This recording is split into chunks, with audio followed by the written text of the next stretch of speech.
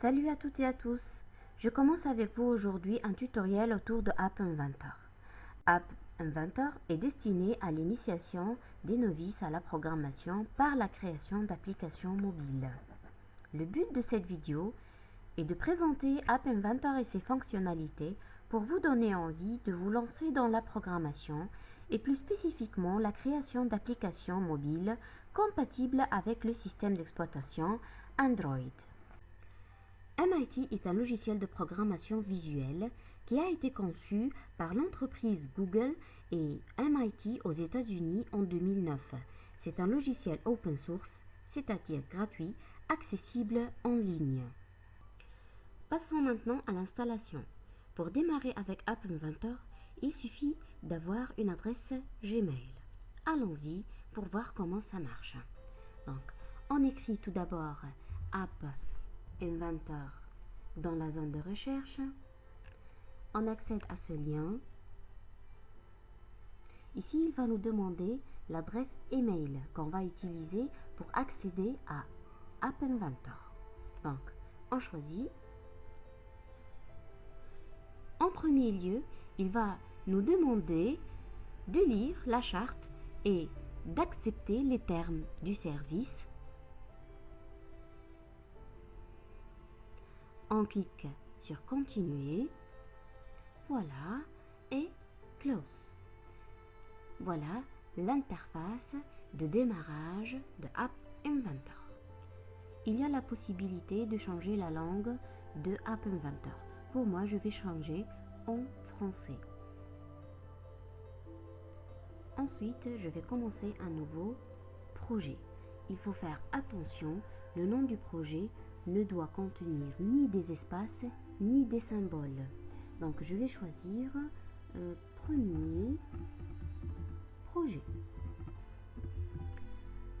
Vous voyez bien que l'espace n'est pas validé, donc je supprime l'espace et ça se valide.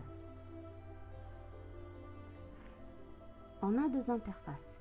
L'interface designer, c'est là où on va réaliser l'apparence de votre application en utilisant les composants visuels disponibles sur votre écran à gauche. Et l'interface bloc, c'est là où on va programmer l'application. On revient à l'interface designer. Dans la partie palette, on trouve tous les composants précodés, prêts à être utilisés dans notre application. Ces composants peuvent être visibles comme les boutons, les labels, les zones de texte ou bien invisibles comme le son. La deuxième partie, interface, est semblable à un téléphone portable.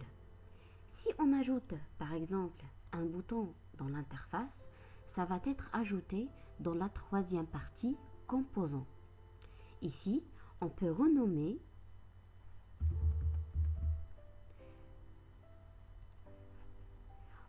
on peut aussi changer les propriétés de ce bouton à partir de la quatrième partie de l'interface de App Inventor. On peut par exemple changer la couleur, changer la taille de la police, etc., etc. On commence maintenant notre application. Première chose à faire, c'est supprimer ce bouton. Notre application s'appellera Frozen. On aura besoin d'un label. On écrira dans la zone de texte Frozen. On peut changer la couleur.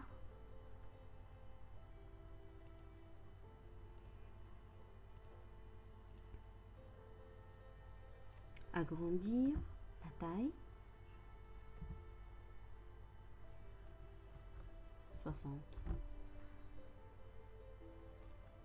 La hauteur, on mettra 90 et on choisira comme largeur remplir par an pour qu'elle soit adaptable à tous les téléphones portables. Voilà, l'alignement de texte, on va le mettre centré. Ensuite, on va utiliser un arrangement horizontale qui va contenir deux boutons. Voilà.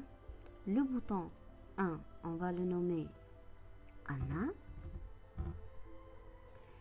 Et le bouton 2, on va le nommer Elsa. Voilà. Donc, pour l'arrangement, on doit changer les paramètres de la largeur et de la hauteur. Aussi, pour les boutons, on doit changer les paramètres. Voilà.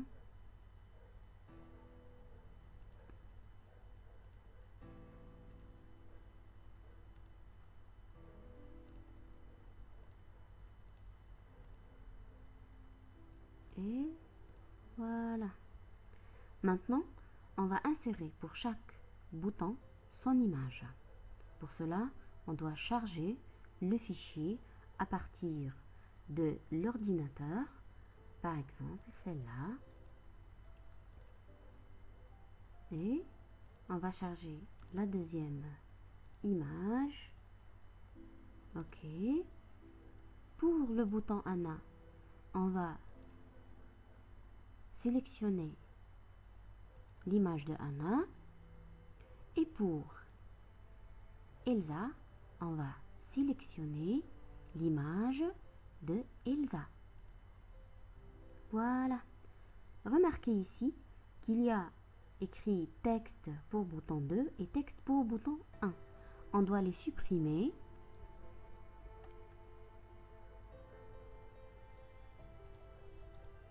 Pour que ce soit bien. Voilà.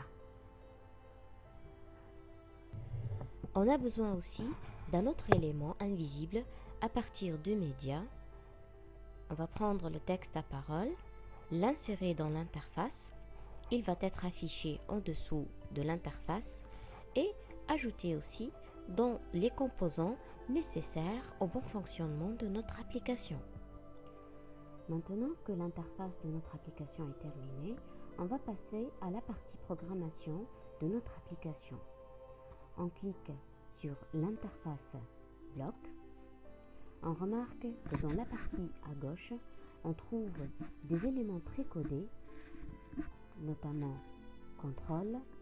On trouve la condition si alors, divers boucles, la logique, vrai, faux, l'égalité et ou, des éléments qui concernent les maths, les opérations mathématiques, des textes, des listes, des couleurs.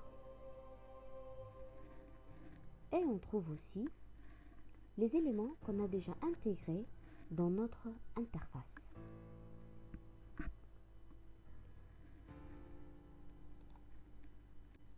Dans la page blanche ici, on va gérer le comportement des éléments. Le principe de notre application est d'écouter le nom Anna si on clique sur l'image de Anna ou d'écouter le nom de Elsa si on clique sur l'image de Elsa. Donc, on va commencer la partie programmation.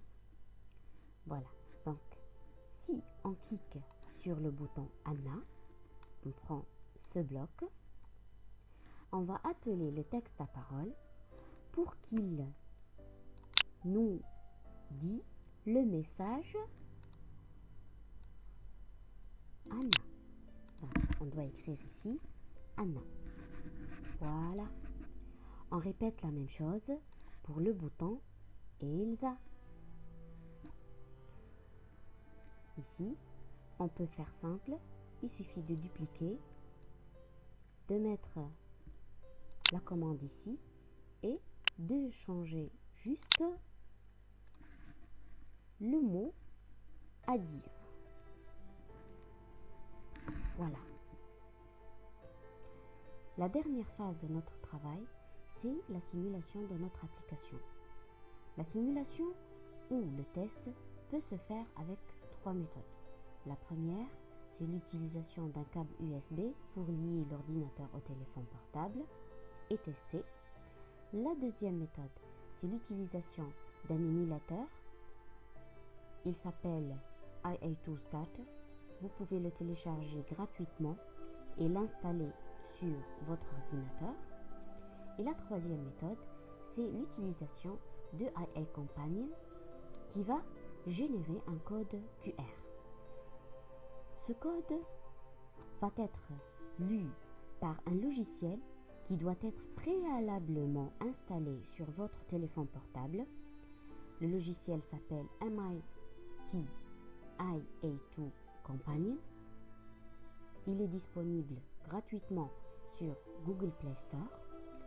Une fois que ce logiciel est ouvert, on peut scanner le code QR. Voilà.